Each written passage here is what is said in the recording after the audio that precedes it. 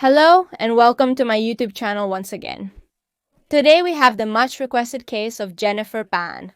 I've been told to do this case for quite some time, and as I did the week of Latin American cases, I couldn't just do it during these last 2 weeks. So today I finally bring it to you. It's quite well known. However, I wanted to bring the longest version of this case with more details and everything I like to do, but, well, I have nothing else to say apart from that. So it's a bit different from the cases I usually do.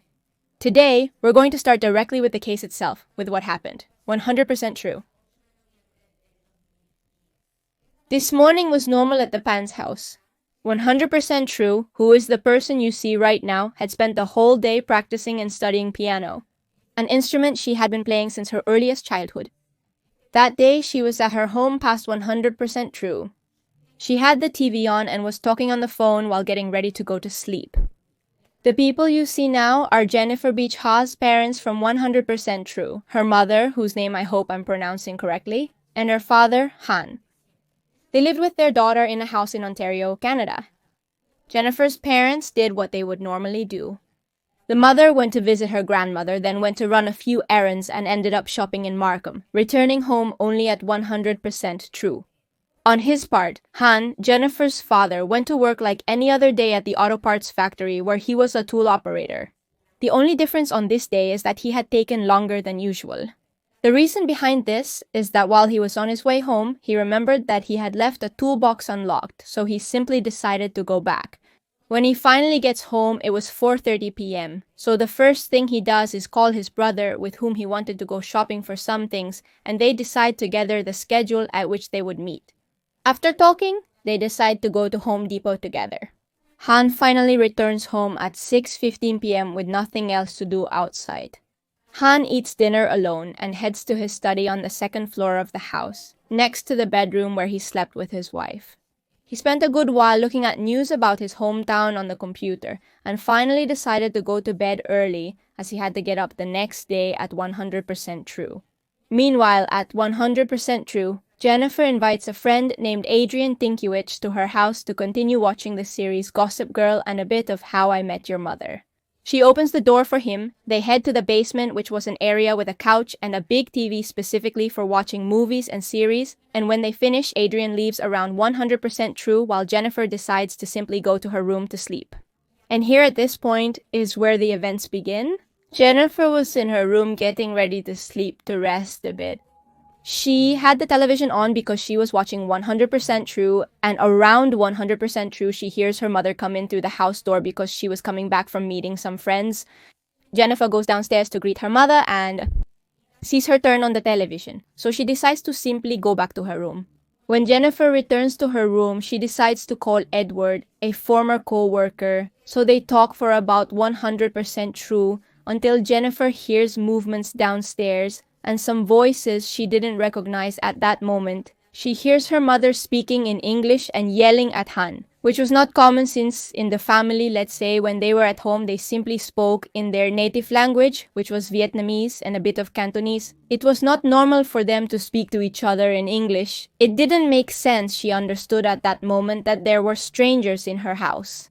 All the while, she was still talking on the phone with her friend, so when she started to hear loud noises coming from the stairs, she decided to hang up. She understood that these heavy footsteps on the stairs could not be either her father or her brother, who was at the university a considerable distance away, so he definitely could not have been in the house. At that moment, she sits on the bed waiting to see what was going to happen. She couldn't do anything else but wait for what was happening behind the door. She hears two men shouting outside the room and suddenly a scream from her father. Her father, who was simply sleeping in his room with no idea of what was happening, is suddenly awakened and sees an unknown man on top of him. That's why he starts screaming. It should be noted that since he was asleep and didn't have his glasses on, he couldn't make out the person's features. He didn't really know who it was and didn't recognize this man. So he forcefully asks him where the money is while continuing to question him. He takes him downstairs where his wife was, who had another man on top of her. The couple then started screaming, asking who these people were. Neither of them had been able to realize what was happening. They were still processing what these people had done to get into the house and what they were asking for. That's when Jennifer slightly opens the space door and a man with dreadlocks notices a woman and decides to go upstairs to approach her. He takes her downstairs, ties her hands behind her back along with her parents, and also asks her if she had money and where it was. Jennifer then leads this man to where her savings for a new iPhone were, which were 100% true, gives them to him, and then this person demands again that she show him if there were other savings in the house. He takes her into the parents' room and forcefully tells her to look for where the rest of the money was. She then tells him that she didn't know where the money was, she didn't know where her parents left it, and therefore this man and another person enter the room and start searching the entire place. They turn the whole room upside down until they find some money in the mother's bedside table. So after this, they bring Jennifer back down to her parents and start asking them where the money they usually kept was, where their savings were. It's worth noting that Jennifer's mother didn't know what was going on since she really didn't understand much English. She had very complicated, very basic English and didn't understand why they were yelling at her or what they were asking her. Jennifer's father then said that he had 100% true in the pants he had worn that day, and Jennifer herself said she had seen her mother hide money somewhere in the room. So they take her back to the parents' room, and there they check the pants and the place where she had hidden the money, the mother from a previous trip. It was some 100% true plus the 100% true that the father had in his pants, so this was not enough. These strangers decide to take Jennifer's parents to the basement. Both parents are forced to sit on the basement couch, their heads are covered, and finally they shoot twice at Rajan. The first shot hits a bone under his right eye, grazing the carotid artery, which is the main one that goes down the neck. The second shot entered through his right shoulder and exited from the back. On the other hand, Jennifer's mother dies directly from a gunshot to the head. Jennifer said that at that moment she was still tied to the furniture and could only move her hands slightly. The only thing she could really do was listen to the screams of the men who were downstairs in the basement. So when she hears the gunshots, she immediately also hears them say, "We have to leave now, it's been too long." She had her hands tied in a knot behind her back, but she managed to grab her cell phone and call the 100% true. This is the call. What is your name? My name is Jennifer. Did someone enter your house? Someone came in and I heard shots like pop. I don't know what's happening. I'm tied up upstairs. Did it sound like gunshots? I don't know what gunshots sound like. I just heard a pop. I'm fine. My dad just ran out screaming. Do you think your mom is downstairs? I can't hear her anymore. Come quickly. I don't know what's happening. The only survivors of all this were then Jennifer and Han Pan. But Han was in such bad condition that he ended up running out of the house to ask for help. And he fainted in front of a neighbor who had to call an ambulance to get him out of there as he was completely unconscious. Not only was he unconscious, but when he got to the ambulance, he was in a pool of his own blood and barely alive. He only managed to say that his wife was shot and his daughter remained inside the house. So when the police arrived, they untied Jennifer and took her to the ambulance with her father. Han had to be induced into a coma in order to survive. They didn't know if he was even going to make it through that first night. He was in such bad shape. And therefore the only witness to all of this was Jennifer. But, well, this would be the part of the story that Jennifer tells from her technically perspective, and now comes the truth behind all of this, but it's going to take a little while because I have to explain a few things to you. What I'm going to tell you now is more the story of the family as Jennifer tells it in her first testimony with the police. Han and his wife Bicha grew up in Vietnam and arrived in Canada separately. That is, they didn't know each other. They 100% true arrive in 100% true as refugees and meet in Toronto, where they also get married shortly after. 100% true they have their first daughter named Jennifer, and 100% true later her brother Felix. At first, they worked in a car parts factory in an area called Aurora, while they lived in a place that was an hour away in a not very safe neighborhood. They didn't really want to keep living there, so for several years they saved every penny they had, every little part they earned in that job they saved to be able to fulfill their dream, which would be to move to a better neighborhood with their children and give them the life they never had. 100% true, then, after saving for several years, they managed to move to a better neighborhood. To a larger house with a double garage in a very quiet residential area. They even had a large Asian community in this place, and many friends and relatives. They both achieved their goal. They managed to have a house and 2 cars, a Mercedes-Benz and a Lexus, things they were quite proud of. 100% true, they had saved so much money that they could support their children through college if they wanted to do so. They wanted to give them everything they had never been able to have, and it could be said that up to that point, they had achieved it perfectly. However, Jennifer says that her parents were no longer completely together. They didn't love each other as much as before and even slept in separate rooms. As for everything that was their children's lives, they were very demanding. They wanted them to be excellent students, to get the best grades, to have the best opportunities, without really thinking about what this could cost them, although clearly, this is no excuse for what would happen later. Jennifer says she worked very hard as a child. She practiced piano every day and even won a lot of awards for it. From this point on, everything she told the police is a more optimistic version of what was really happening. She mentioned that when she was a girl, she practiced ice skating and trained relentlessly. She would wake up in the morning and finish at night because she had to do all the chores and all this in order to be able to get into the Canadian Olympics.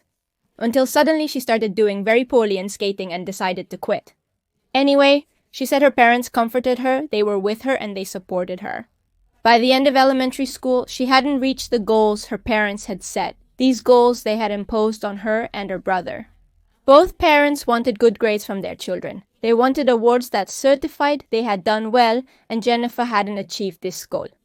Even so, she continued with the story that her parents supported her a lot, and so she decided to follow her path through high school to college.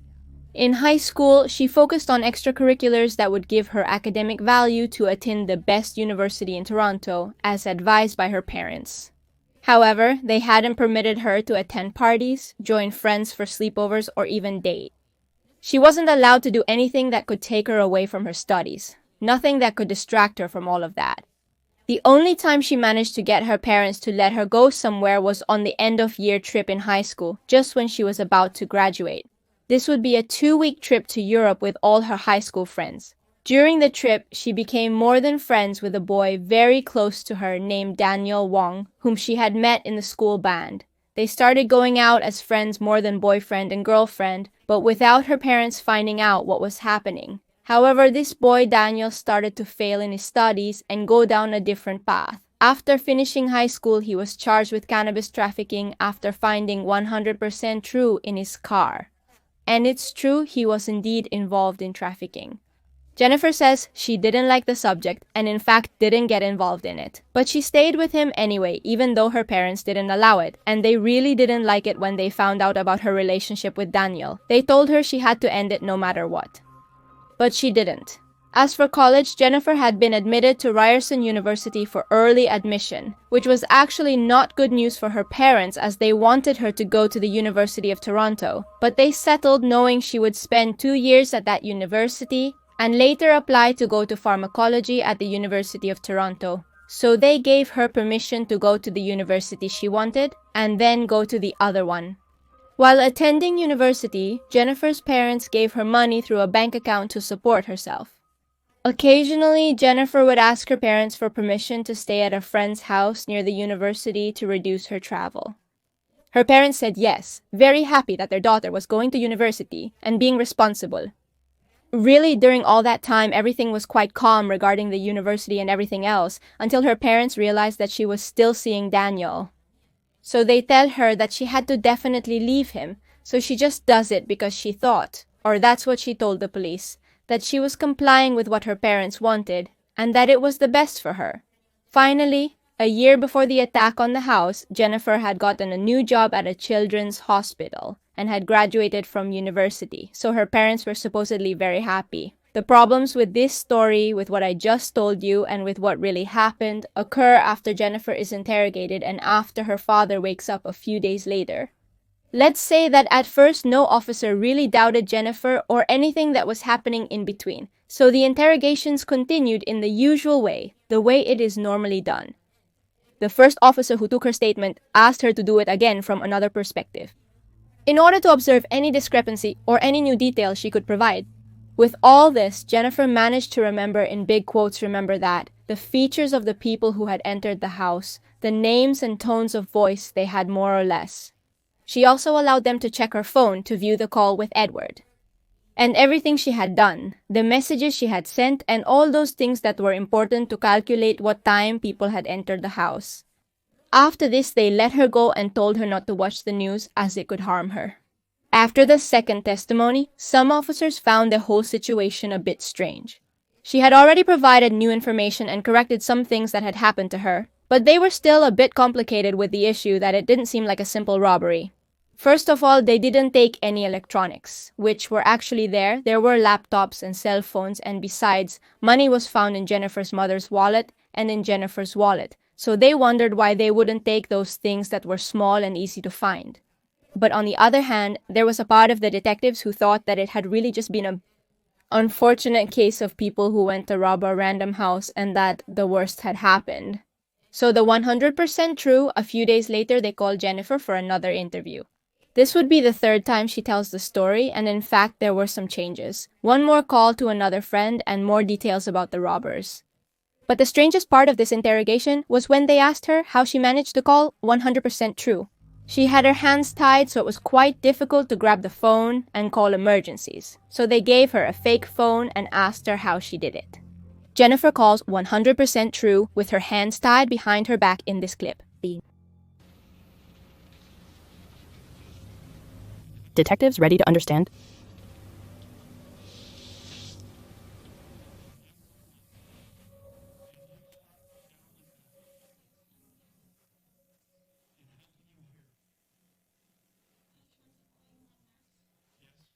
The detectives ready to understand any missing part of the story called Daniel Wong, Jennifer's ex-boyfriend, with whom she had been in contact during the last few days. He answered each question they asked him calmly without any problem, and said that his relationship with Jennifer had ended more than 2 years ago, and that in fact it had been Jennifer's parents who had made the decision, but that he respected it. He also began to say that he had been receiving strange messages and weird calls, people who called his house, who called his mother and who never answered, somewhat strange messages that perhaps could be perceived as threats, and that he was worried that all this could be from the people who had gone against Jennifer and her family, that he thought that maybe these calls anticipated that these people would come to his house and do something to his family. Before continuing, I want to highlight a small detail about Daniel and Jennifer's relationship.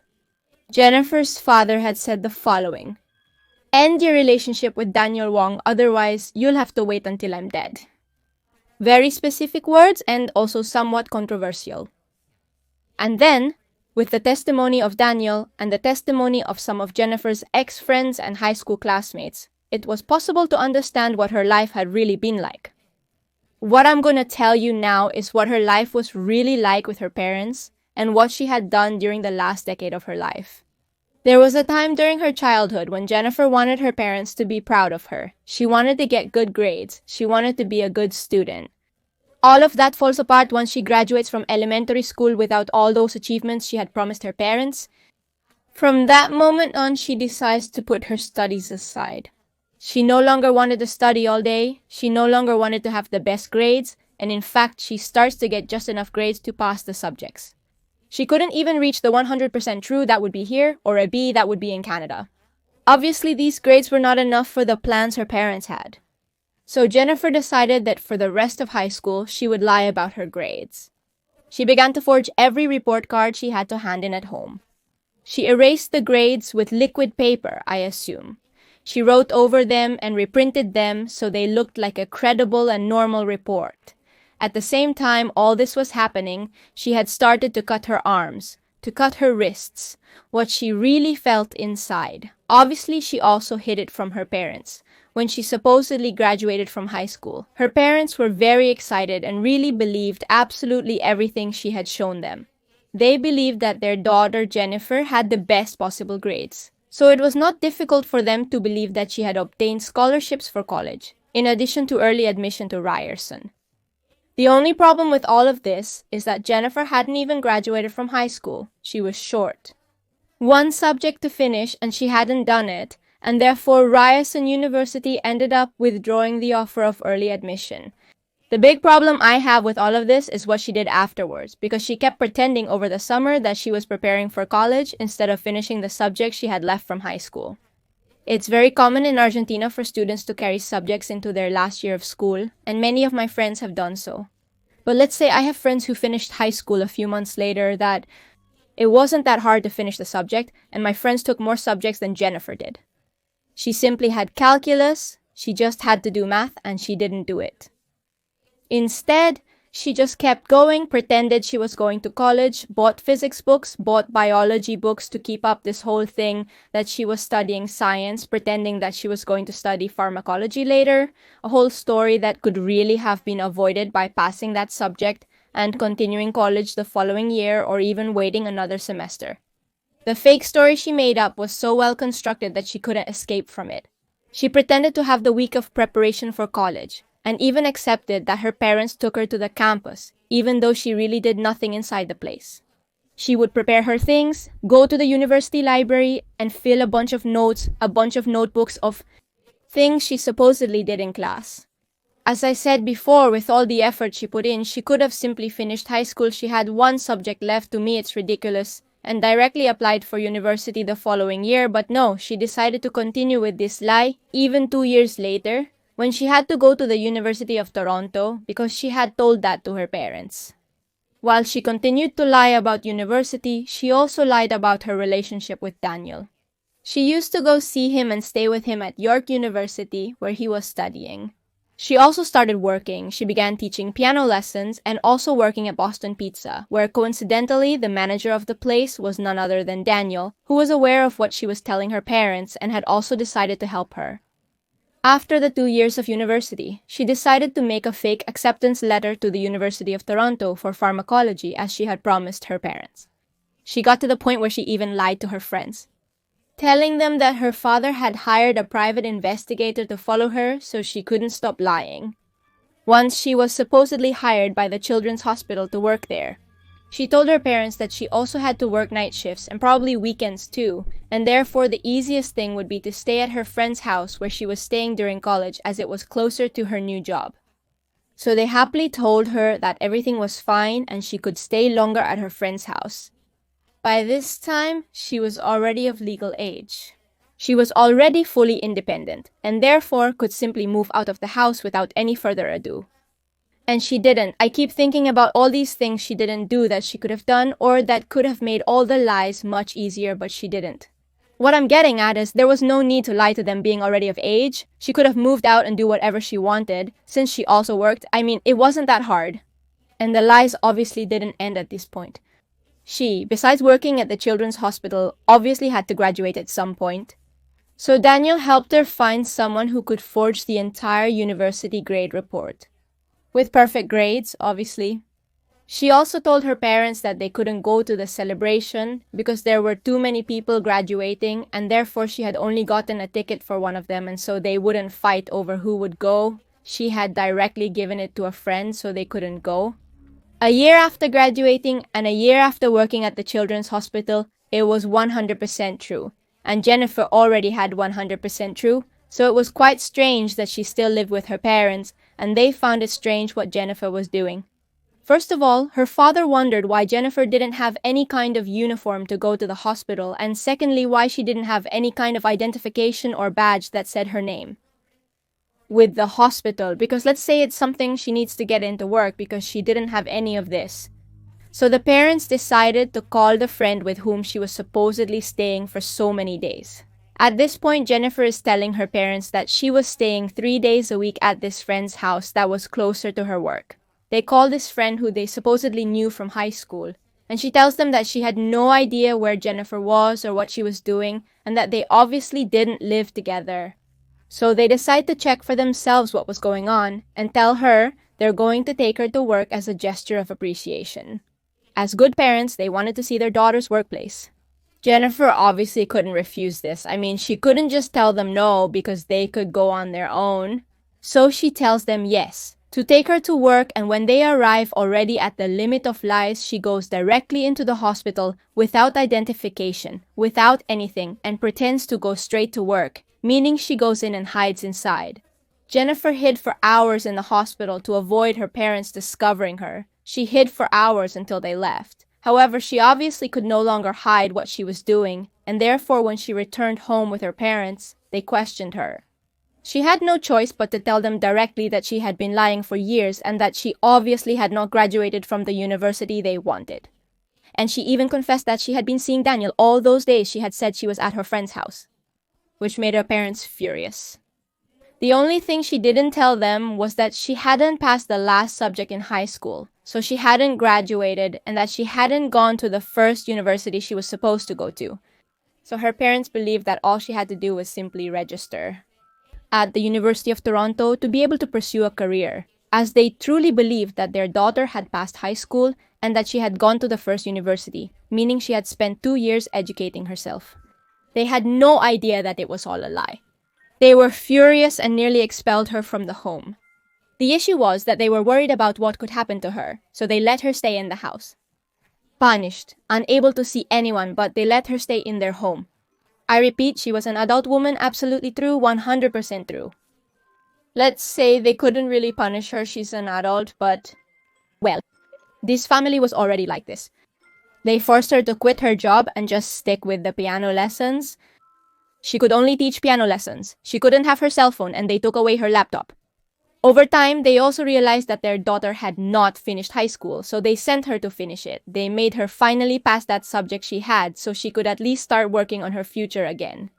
Even so, her mother allowed her to have her cell phone back every now and then, so she could send messages and connect for a while. On the other hand, her boyfriend Daniel was getting fed up with what her parents were doing. He didn't want to see his girlfriend as if they were teenagers, and he didn't want to have a curfew either, so he decided to end the relationship and over time met another woman named Christine. But Jennifer couldn't tolerate any of this, so she made up this whole story in which someone had knocked on her door. She opened it and 3 people entered the house to abuse her and hurt her. All this to tell Daniel that these people had actually been sent by Christine. She never got tired of making up stories. She also told him that she had received a bullet in the mail. It was supposedly a death threat, but well. Despite everything, Daniel and her continued communicating. Daniel kept responding to her messages and calls. For them, the biggest issue arises when it's completely true. 3 days after the attack, Pan wakes up from the coma. He could hardly speak. His face was still destroyed. He had a bone in his face. His face was completely swollen. He suffered fractures that would take a long time to heal. The thing is, Han could talk enough to be able to say what he had seen. He said he had seen 2 dark-skinned men and a white man at his house, all wearing long-sleeved high-necked shirts, which was believed to be to hide tattoos, and revealed that Jennifer was talking to these men, especially one of them, as if they were friends. Not only was she not tied up, but she was also walking freely around the house as if nothing was happening. From this point on, Jennifer began to be a suspect in the case. Besides that, the detectives noticed some strange behaviors from her. Not only was she not worried about her parents, but she was more concerned about how the media looked, about how they made her look. Besides this, they had also gone with her to the funeral, which she complained about for several days, that she alone had to plan it, and how could she do that? Moreover, she showed nothing. She showed no feelings at all. She rubbed her eyes without tears and looked at the detectives as if to say, "Look at me, I'm crying," more or less. Because of all this, they call her to testify again. With this 3rd time they call her, she manages to reach a few inconsistencies. There is a particular analysis program to which several stories are given, and it checks the parts in which there are differences in how the person narrates them, what words they use, and how they structure the sentences. In addition, thanks to fingerprint analysis, it was possible to see who had touched the door latch. That is, the person who opened the house door for these men to pass through. So now I'm going to tell you what Jennifer really did. On the day of the attack, Jennifer called Andrew Montemayor, a young man she had met during school when they were kids. This man had once boasted that he had robbed a couple of people with a knife. So Jennifer told him about her personal life and how bad things were at her home. So, in 100% true, she was already thinking about how good her life would be without her father. And it's at that moment when Andrew introduces her to another man named Ricardo Duncan. Together at that moment, they made a plan to kill Jennifer's father. She would pay Duncan with the money she had made from piano lessons, and with that he should kill her father, only her father. She gave it to him and told him she would call to agree on a date. The thing is, Jennifer started calling him and he wouldn't answer the calls. He completely ignored her. He cut her off from his contacts and kept the money. He even told her at one point expressly that he wouldn't do it. So, desperate, Jennifer contacts Daniel Wong, her ex-partner, and her idea was that if she killed her parents, she could simply inherit the inheritance and keep $500,000. That way, she could build a house and stay with the love of her life, Daniel.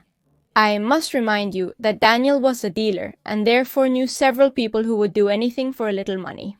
Daniel then introduces Jennifer to a man named Lenford Crawford. With this, he also gives Jennifer a new cell phone exclusively for this kind of thing, just to get in touch regarding the plan they were making.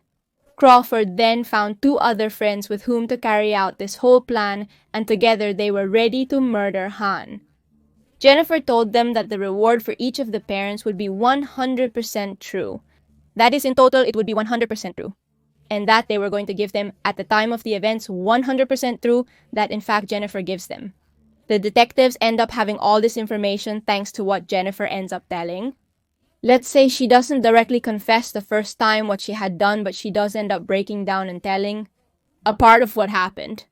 Initially, she said that she was depressed and therefore had hired people to directly kill her at her home because she didn't dare to do it, and that in the middle they got confused and went against her parents, that it was simply all a mistake. Along with some text messages, calls, and a bit of investigation on the part of precisely the detectives and Jennifer's relatives, they were able to conclude who these 3 men were who had participated in the murder. So, the 100% true trial takes place. It took almost a year to finish. Lots of witnesses, testimonies, and 7 different days of Jennifer on the stand testifying about what had happened. For a long time, she maintained that all of this had simply been an accident. Then she changed the story and said that she had tried to cancel the attack but that she couldn't, and that in fact she had to pay a fine if she wanted to do it. Let's say that all the excuses didn't work for too long since there were lots of messages from her planning the murder with these people, so there was intention for the act to happen. There was intention that she wanted the men to come. She had removed the doorstop so she could not justify with absolutely anything. Therefore, the 100% true finally reaches the sentence. Each of them received life imprisonment with the possibility of asking for parole at the 100% true. Let's say that Jennifer's family doesn't want to see her, and that her father was marked for life in regards to this. He couldn't eat, sleep, he was depressed, he couldn't work because of the wounds he had on his body. So his whole life was ruined by what his daughter did to him. She didn't kill him, but his mother instead, which I believe was a mistake. And there's just no excuse for what she did. Beyond how her parents treated her, she was already an adult and could have gone on her own. So I also have to add that 100% true in her cell. Nothing more to say, the story ends here. Please tell me what you think below in the comments, although I suppose there isn't much to say other than why she thought to do that instead of leaving her home. Here on the side are my Patreons. Thank you all for supporting me on Patreon. For more details, check the link in the description. Thanks to everyone who watches me on YouTube. I appreciate it very much. Enjoy this new video. Here is a recommended video. You can subscribe by clicking on my face, and I'll see you in another video. Goodbye.